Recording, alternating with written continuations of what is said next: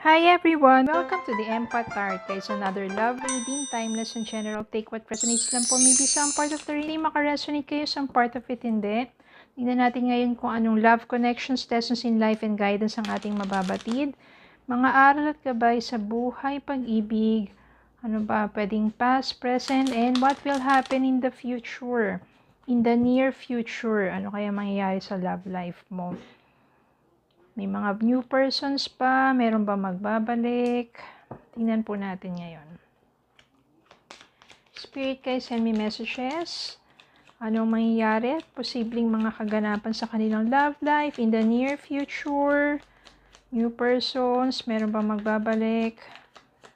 Anong mga aral at gabay sa buhay pag-ibig? This is general, collective, take what resonates.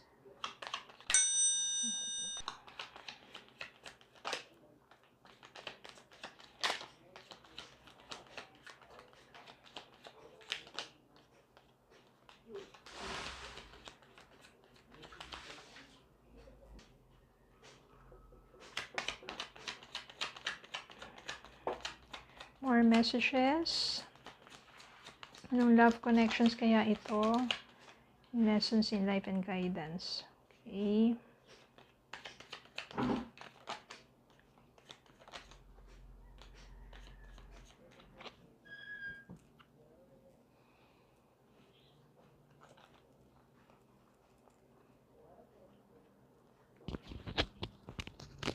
Nine of Cups. King of Pentacles.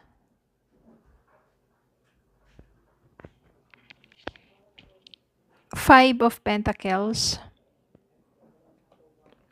Judgment. Star. King of Wands. So, meron na agad dalawang person na may involved sa'yo or connected sa'yo. Queen of Swords. Ace of Swords.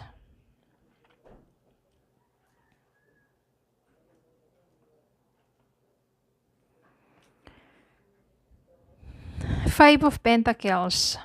Malaki na wala sa'yo.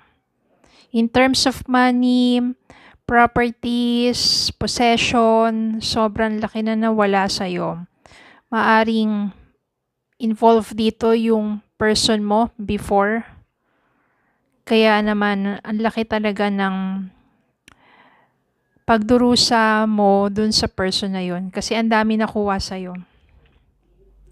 Maaaring talaga nag-take advantage siya sa kabutihan mo or ikaw masyado kanyang na-manipulate at marami ka na ibigay sa kanya.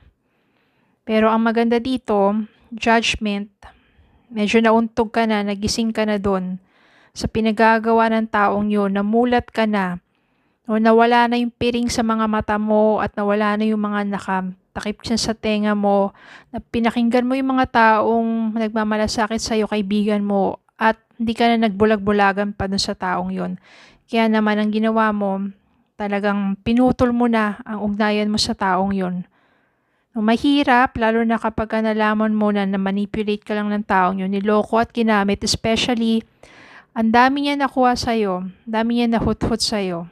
Napakahirap.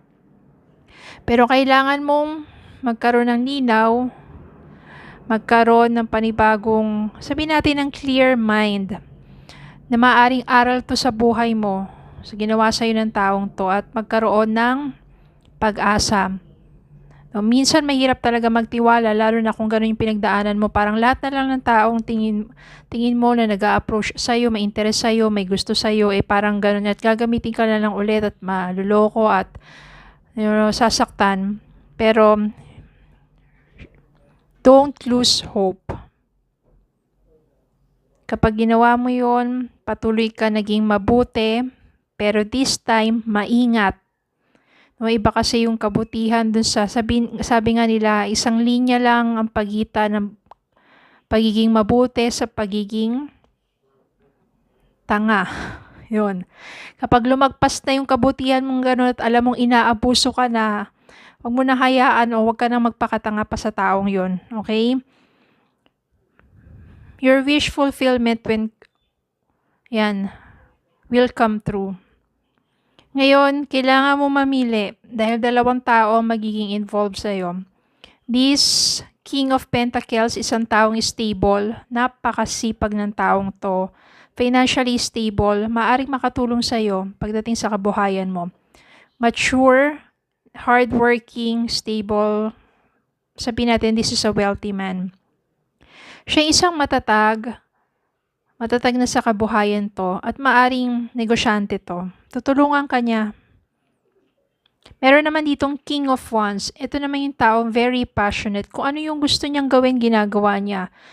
Passionate siya, romantiko, at good-looking person.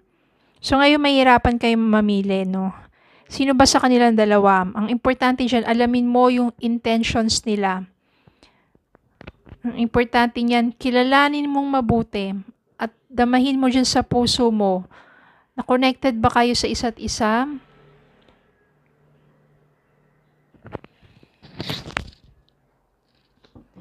So maybe this will happen in the near future or maybe happening to you right now. Tignan natin pa kung ano pa mga messages. Mga guidance para sa'yo. Spirit guide, any guidance? Sino sa kanila? Any signs na kung sino sa kanila ang dapat niyang piliin?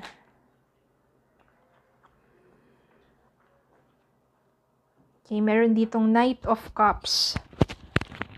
Siguro ito yung sign na sino sa kanila yung talagang may true feelings para sa'yo. Yan, yung talagang hindi siya nahihiya to express his or her feelings. Five of Swords. Ito yung guidance. Huwag kang pumasok sa isang complicated, no, na maari kasing isa sa kanila ay committed na. So, yun yung guidance sa'yo o yung signs. Una, yung talagang expressly, nag-express ng kanyang damdamin para sa'yo. At pangalawa, wag doon sa isang complicated na, no. Maari kasing isa sa kanila ay hindi naman talaga available na. Just playing around. Five of Cups. This is also another guidance para sa'yo. No? Huwag mong piliin yung isa na magiging komplikado. Huwag mong papasukin yun. Kung hindi, pagsisisihan mo.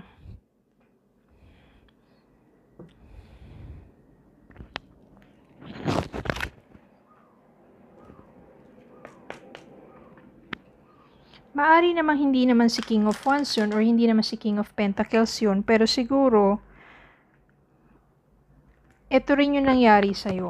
Yung Five of Swords dito, tsaka Five of Cups dito, maring ito yung nangyari sa'yo. Kaya nandito si Five of Pentacles. Tignan mo puro 5 oh. 5, 5, 5. Ibig sabihin kaya malaki na wala sa'yo. Kasi maaring pumasok ka sa isang relasyong komplikado at ngayon pinagsisihan mo na.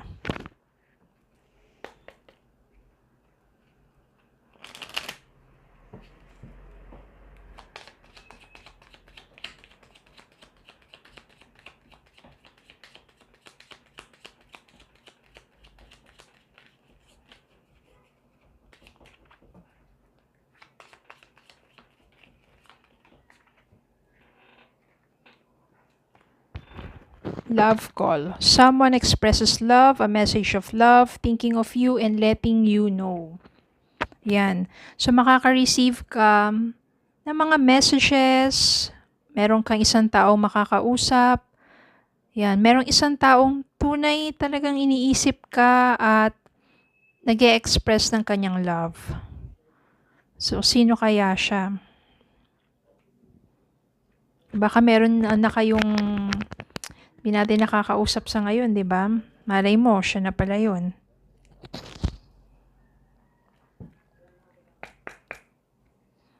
Angel message para sa'yo. To any one of you na maaring kailangan ng mensaheng ito.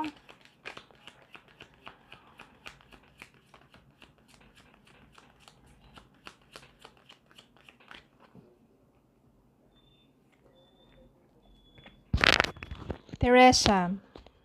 Angel Teresa. time out. You've been so busy taking care of everyone else's needs, but now it's time to stop and take care of yourself. Yan, kung palagi mo na lang iniintindi yung ibang tao. No, it's time for you to have some time with yourself. Okay, take a break and just take care of yourself, love yourself, enjoy whatever you can. No, parang time out ka muna sa pag-intindi sa iba, sa lahat. It's time naman para sa sarili mo. Kailangan kasi yan. Kailangan mo mag-unwind, kailangan mo medyo ma-clear out yung mind mo. Kung napapagod ka na, huminto ka na muna. Take time to relax.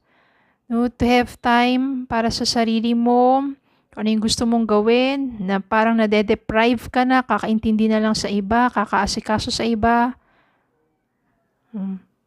Kailangan din, syempre natin, to recharge. Okay?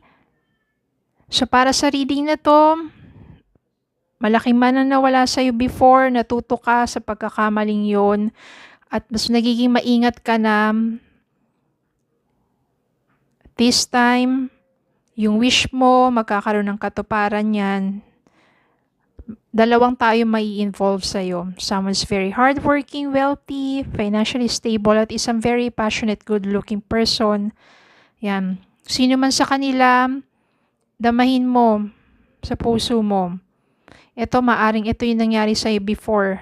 Complicated relationship na kung saan ang daming nawala sa'yo. At maaring pinagsisihan mo rin. You will receive messages, and also, habang nandito ka sa state ng or sa period of recovering, you have to take charge. You have to recharge yourself. Take care of yourself. Okay, so yun lang po. Maraming salamat po for watching. Please don't forget to like, share, comment, and subscribe. Follow me on Facebook and TikTok. Have a good day po and God bless.